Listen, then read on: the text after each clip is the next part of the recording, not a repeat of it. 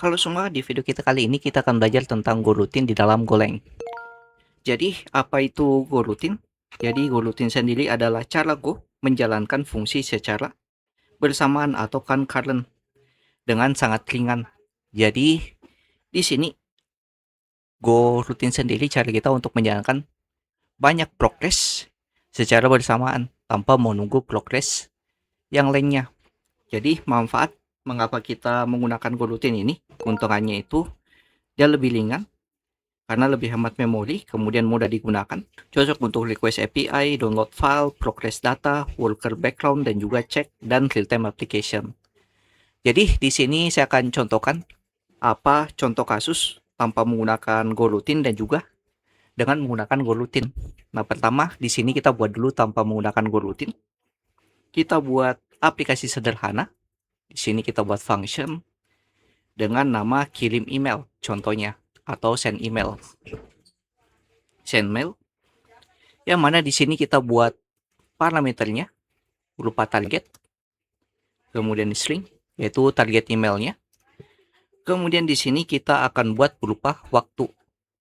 Jadi dia bakal jalan setiap 1000 millisecond. Di sini kita masukkan sleep.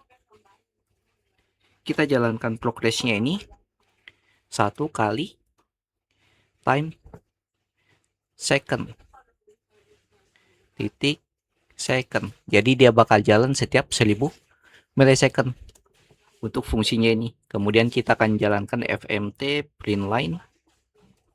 Dia akan ngeprint nilai. Di sini email sukses dikirim ke target yang kita kirimi. Nah, kemudian di sini kita akan jalankan send emailnya ini dari 5 email yang akan kita kirimkan email. Nah, contoh reski@mail.com, kemudian Putra, kemudian di sini Budi, di sini Ardit, dan di sini Dwi contohnya. Jadi di sini ada 5 progres pengiriman email. Nah, kemudian kita jalankan fmt titik print line. Nah, ini akan jalan setelah progresnya selesai. Semua proses selesai. Nah, jadi ini fungsi tanpa kita gunakan goroutine. Kalau kita jalankan aplikasinya, dia akan jalan berurutan. Nah, ini kita jalankan. Jadi dia send dulu ke email pertama, Reski, habis itu email kedua Putra, Budi, Ardit, Dwi. Nah, ini lumayan lama karena dia jalankannya satu per satu setiap 1 millisecond dari fungsi yang kita buat di atas sini. Jadi kita jalankan setiap 1 millisecond. Dia bakal jalankan fungsi pertama, kedua, sampai fungsi terakhir satu per satu. Nah, dengan goroutine kita bisa jalankan semua fungsinya ini tanpa menunggu proses satu per satu. Nah, kalau fungsinya ini, kalau di dalam bahasa programan namanya itu sinkronus atau blocking. Jadi dia jalankannya satu per satu dari fungsi pertama, kedua, sampai fungsi terakhir. Nah, di sini kita bisa gunakan goroutine supaya dia jalan secara bersamaan dari pengiriman emailnya ini. Nah, caranya kita tinggal masukkan di sini go. Di bawah juga go. Go. Go. Go. Nah, kemudian kita bisa masukkan untuk penahanan waktunya sebentar, mungkin 2 millisecond. Di sini time dot sleep dalam kurung. Di sini 2 kali time titik second. Nah, ini 2 detik. Nah, ini pada saat kita jalankan, dia akan jalankan semua prosesnya ini secara bersamaan tanpa menunggu satu sama lain. Nah, ini disebut dengan proses asinkronus atau non-blocking. Nah, mirip kayak JavaScript.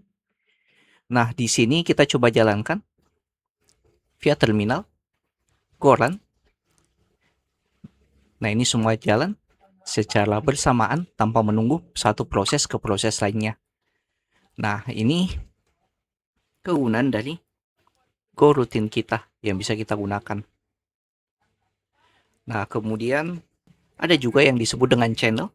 Nah, channel sendiri adalah sebuah pipa atau terowongan yang disediakan oleh Go agar satu rutin bisa mengirim data ke goroutine lainnya dengan aman. Jadi anggap saja ini seperti promise di JavaScript, tapi berbentuk pipa dua arah. Jadi fungsinya seperti promise sebenarnya kalau channel ini. Nah, contoh simpelnya kita akan buat satu proses baru lagi untuk channel ini.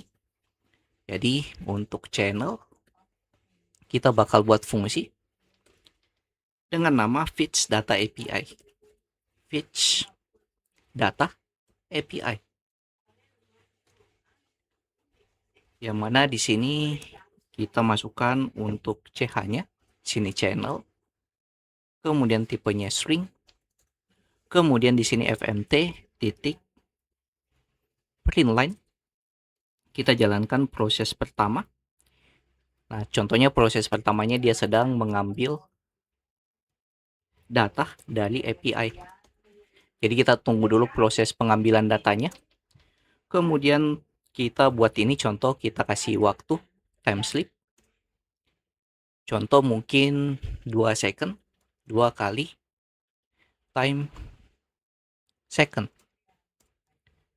Nah, kemudian di sini kita gunakan CH. Kemudian panah, di sini data user berhasil diambil. Nah, ini pada saat selesai kita ambil datanya, dia akan jalankan prosesnya ini setelah 2 second. Nah, kemudian fmt titik kita buat teks sebagai keterangan data terkirim ke channel. Nah, kemudian di main-nya kita tinggal buat prosesnya. Nah, di sini kita buat promise make chain tipe string. Kemudian di bawah kita tinggal jalankan fungsi dari fetch data kita menggunakan goroutine. Ini fetch data API dari promise kita.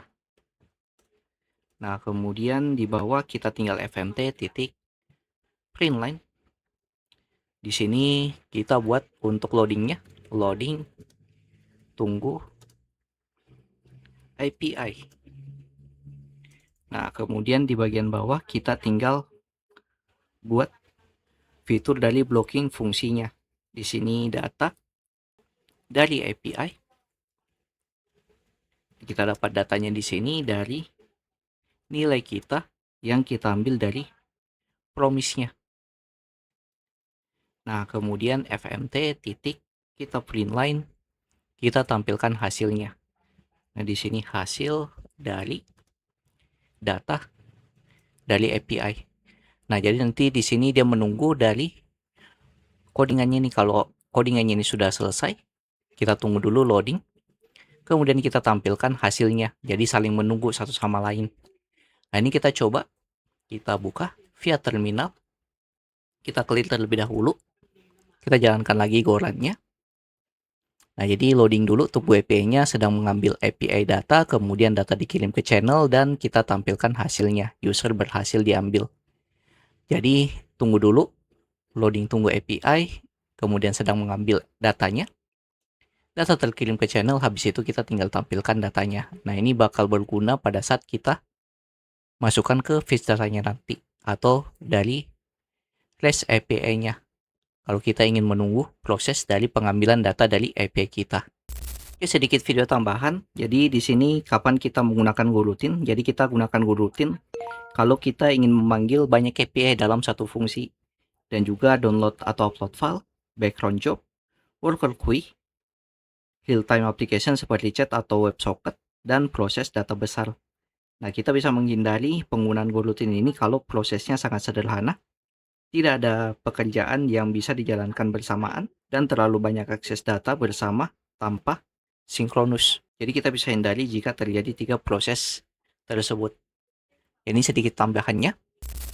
Nah, jadi sekian mungkin sedikit penjelasan tentang goroutine dan juga channel di dalam Golang. Karena di video terakhir, jadi terima kasih bagi teman-teman yang sudah mengikuti dari video pertama sampai video terakhir. Sampai ketemu di playlist berikutnya. See you next playlist. Have a nice day and bye.